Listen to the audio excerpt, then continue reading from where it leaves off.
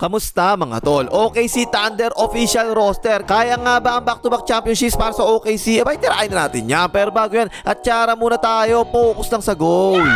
Okay game, eto muna ang roster ng OKC Thunder ngayong season. Yung mga luma, eto si Makahiya, 27 years old, 6'6". Si Lugandor, 26 years old, 6'4". Si B2, 23 years old, 6'9". Si Paniton Chet, 23 years old, 7'1". Si B1 naman, 24 years old, 6'5". Si Cargo, 31 years old, 6'5 din. Si G.I. Joe, 26 years old, 6'3". Si Usman Dieng, 22 years old, 6'9". Si Aaron Wiggins, 26 years old, 6'5". Si Kayson Wallace, 21 years old, 6'3". Si Van Vliet, 30 years old, 6'6". Si Nikola Topic, 20 years old, 6'6 din. At si Isaiah Frankenstein, 27 years old, 7-footer naman. At lima dyan sa mga players na yan, mga tol, binigyan ng extension ng OKC Thunder no? Nag-champion ba naman kaya ganun? Mga bagong players, wala kahit isa, walang bago Hindi ito Lakers, nagigibain yung buong team after mag-champion, di ganun to ha. Walang bago at walang tinanggal kahit sa player ng OKC sa championship team nila.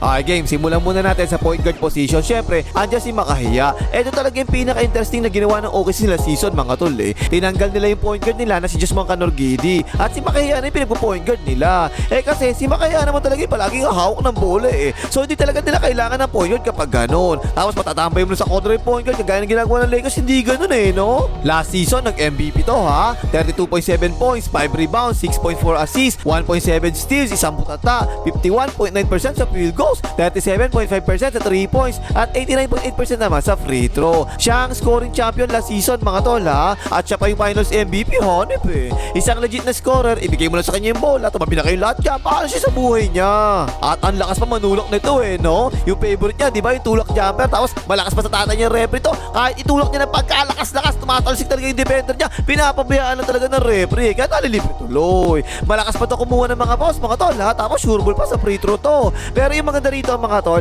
ang hirap talaga niya i-double team kasi marunong talaga siya mamasa sa mga kickouts no? At puro 3-pointer pa yung makakasama niya sa OKC. Depensa, okay din ang perimeter defense ito mga tol at saka sa mga steals ha. So walang duda, isa talaga to si Makahiya sa pinakamagaling na player ngayon sa NBA. At kapag yung tatay pa niya ay pumipito at yung mga uncle niya, nakaw talaga pinakamagaling na sa lahat to. Asahan niya this season mga tol, 30 points per game pataas na naman ang gagawin tong average at running for MVP na naman to. Tapos yung pamalit nilang point guard, eto si Kayson Wallace. Last season, 8.4 points, 3.4 rebounds, 2.5 assists, 1.8 steals, 47.4% sa field goals, 35.6% sa 3 points, at 81% sa free throw. Eto, point guard yung position nito, diba? Pero kapag kasabay niya si B1 sa loob o kaya si Makahiya, sila yung nagdadala ng bola, hindi ito So parang ang nagiging role nito mga tol, shooting guard talaga Paminsan-minsan nagpo-point guard din siya, pero minsan lang talaga no? Pero tingin ko talaga dito, support player talaga to. Pero maganda naman sa kanya mga tol, kahit malito, talagang defender to, matigas pa to no? Kaya pwede talaga siya isabay na Makahiya at saka B1 bilang support player. Tapos ito si Nikola Topic, 6'6 na point guard to ha, galing Serbia pa to ha, na hindi nakalaro last year kasi injured siya, torn ACL. Pero naglaro na siya ngayon sa Summer League mga to, so malamang makakalaro na siya this season. Antayin na lang siguro natin, too early to say talaga kung magaling ba to o hindi Tapos yung starting shooting guard nila, ito si B1 naman, ang pangalawang main scorer ng OKC. Ito parang si Makahiya rin talaga yung laro nito no? Puro isolation din talaga ginagawa nila dito Last season, 21.6 points, 5.3 rebounds, 5.1 assists, 1.6 steals, 0.7 blocks, 48.4% sa field goals, 36.5% sa 3 points, at 78.9% sa free throw. Solid din talaga to mga tol no? Kasi kapag nakaupo si Makahiya, ito talaga yung gumagaot palagi para sa OKC. Magaling sa perimeter to, lalo sa mid-range, magaling sumalak malakas pa sa mungguan to, malakas pa dumipensa sa perimeter tsaka sa loob. Napaka-solid na player talaga nito kaya lahat no? Kaya swak na swak talaga to, nakasama ni Makahiya. Kumbaga, kung si Makahiya ang Jordan ng OKC mga tol, eto naman si B1, siya naman yung parang Pippen ng OKC. Tsaka sobrang bata pa rin to mga tol, 24 years old pa lang to ha, so lalakas pa talaga yan At tingin ko talaga dito mga tol, pwedeng parang maging si Grant Hill to, minus yung mga injuries ha. Isang all-around player na mag-a-average ng 25 points, 7 rebounds tsaka 7 assists per game. Kapag naabot ngayon this year mga tol, malamang mag-back-to-back champions pa ang OKC. Tapos yung backup shooting guard naman nila, eto paborito ko to, si Alex the Goat Caruso. Eto ako, naniniwala talaga ako mga tol no? Na kung wala si Caruso last season sa OKC, hindi talaga mag-champion ng OKC 7.1 points, 2.9 rebounds, 2.5 assists, 1.6 steals, 0.6 blocks, 44.6% sa field goals, 35.3% sa 3 points, at 82% sa free throw. Pero yung ambag talaga ni Caruso sa laro mga tol, karamihan talaga hindi nakikita sa stats no? Isipin nyo mga tol ha, plus 5.9 si Caruso, plus minus last season, off the bench pa to ha. Siya yung kadalasan bumabantay sa best player ng kalaban kapag nasa loob siya at nagdadala ng energy off the bench para sa OKC. Perfect talaga yung pagkakakuha ng OKC rito no? Kaya ibinigay pa nga nila si Josman Canorgidi para makakuha lang itong nag-iisang Caro Goat. May isa pa silang shooting guard mga tol. Ito si G.I. Joe ha. Ito 3-pointer naman to mga tol. 3 taon na sunod-sunod, 41% pataas ang 3 points nito Last season, 10.2 points, 2.6 rebounds, 1.6 assists, 44% sa field goals, at 41.2% sa 3 points. Mataas no? Sa 7.9 field goal attempts per game nito, 6.3 attempts doon galing sa 3 points talaga no? So puro 3 points talaga tinitira nito mga tol ha. Okay lang naman kasi mataas naman, 41.2% bumapasok At hindi lang to spot up shooter mga tol ha. Ang ginagawa ng OKC, binibigyan pa nila ito ng screen para malibre to sa 3 points Ito talaga hindi mo pwede pabayaan sa 3 points mga tol kasi strict shooter to May mga laro last season, 10 out of 40 siya sa 3 points laban sa Utah Jazz at 8 out of 40 naman laban sa Chicago Bulls. Tapos yung starting small forward naman nila, eto si Lugang Dort. Last season, 10.1 points, 4.1 rebounds, 1.6 assists, 1.1 steals, 0.5 blocks, 43.5% sa field goals, at 41.2% sa 3 points. Eto si Lugang Dort mga tol, siya yung best perimeter defender ng OKC at ang pinakamatigas nilang player. At siya yung kadalasan tumatao sa best perimeter scorer ng kalaban. Mala aparador ang katawan nito no? Kaya minsan, kahit hanggang power forward, kaya nito bantayan Minsan din ginagamit siya power forward ng OKC kapag hindi nila pinagsasabi si Pellington Jet at si Isaiah Frankenstein sa starting 5. Magaling sa 3 points to, diba? 41.2% pumapasok So 3-and-D player talaga to mga tol. Karamihan ng tiro nito sa 3 points na talaga Kaya kapag power forward nga siya, mas nakakapagtrabaho sa loob si Makahiya kasi nagiging stretch for to si Lugang Dort Maliit nga lang to mga tol, 6'4 lang to, pero kahit na no? Yung laro naman nito parang si Rodman sa tigas to Kaya okay lang kahit undersize pa siya.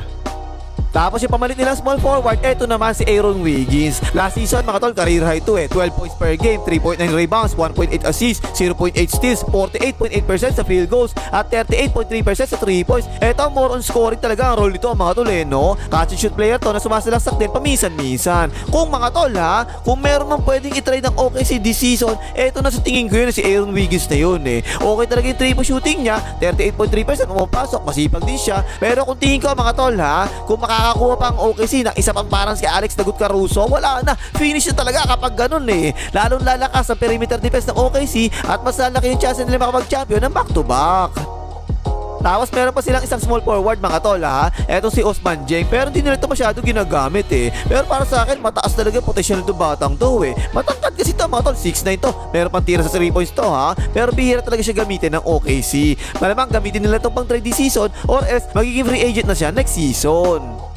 Tapos yung starting power forward naman nila, eto si Paliton Chet. Eto yung gusto kong ginawa ng OKC mga tol no? Hindi nila pinilit na gawing sentro si Paliton Chet, pero minsan pinag-sentro pa rin siya pero kasi para sa akin, mas magiging effective talaga si Paliton Chet kung power forward siya para hindi siya mabugbog na sentro ng kalaban. Mas makakapag-grow pa si Paliton Chet, diba? At mas makakatulong pa siya palagi sa loob kung hindi siya yung sentro ng OKC. Last season, 15 points, 8 rebounds, 2 assists, 2.2 blocks, 49% sa field goals, at 37.9% sa 3 points Tapos binigyan to ng OKC mga tol, maximum contract extension, hanip 15 points saka 8 rebounds lang, max extension na. Pero kasi mga tol 23 years old pa lang si Paliton Chet. So sakto talaga yung edad niya, kina Makahiya at kay B1. Kaya hindi ko talaga sumugal talaga yung OKC rito Yan, tatlo na yan mga tol. Yan na yung magiging cornerstone ng OKC for the next 5 years. Kaya ganun yung ginawa nila. Okay pa to si Paliton Chet mga tol Wag lang ma-injured kasi kapag tumutumbo talaga to, para mababali palagi katawan nito At yung pamalit nilang power forward, eto naman si VanVleet. Undersized din to mga tol no? 6'6 lang to pero okay din naman to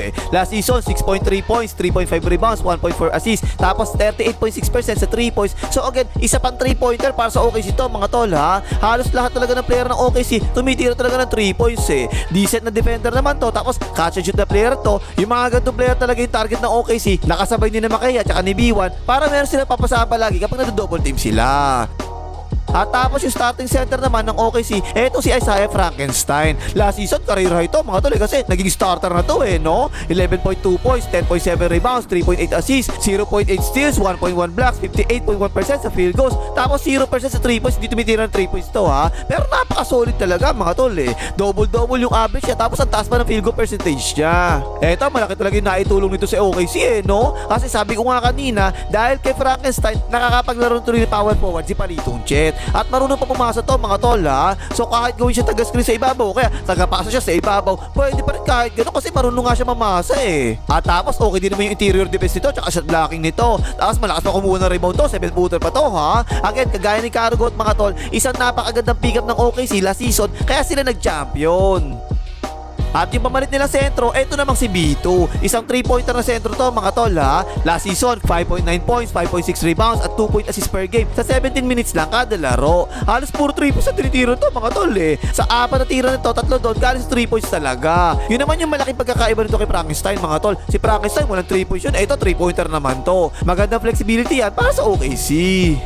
So ayun mga tol, no, may dahilan talaga kung bakit OKC nag-champion last season eh. Una kasi, malakas talaga sa referee si Makaya. At pangalawa, solid talaga yung lineup nila eh. Noong nakuha nila si Alex Cargo at si Frankenstein, biglang natapalan yung mga butas nila sa roster nila. At nakompleto talaga yung roster nila eh. Dalawang super scorer, si Makaya at si B1. Tapos may mga role player sila na defender pa. At may mga tira pa sa 3-point siya mga yan. Tapos yung flexibility nila na pwede sila mag-twin tower o kaya gawin nila sentro si Pariton Jet. Okay talaga yung ganun eh. Pero siguro akala ng iba dyan, puro offense lang itong OKC kaya malakas sila eh. Pero ang totoo mga tol, ang nagpa-champion talaga sa kanila, yung napakalakas talaga nilang depensa last season eh. Sila ang number 1 sa opponent's points in the paint. Sila din yung number 1 sa opponent's fast break points. Number 2 naman sila sa butata. At number 1 sila sa mga steal hanip eh, no? Ganyan kalakas yung depensa nila. Kaya defense wins championships talaga mga tol eh. Hindi lang napapansin na karamihan kasi ang nakakita lang nila yung mga shoot lang talaga eh. Pero tingin ko, posibleng mag-back-to-back champion talaga ang OKC kung magiging healthy na naman silang lahat. Pero nakakatakot dito mga tol, posible pang lumakas tong OKC na to eh. Bakit kanyo?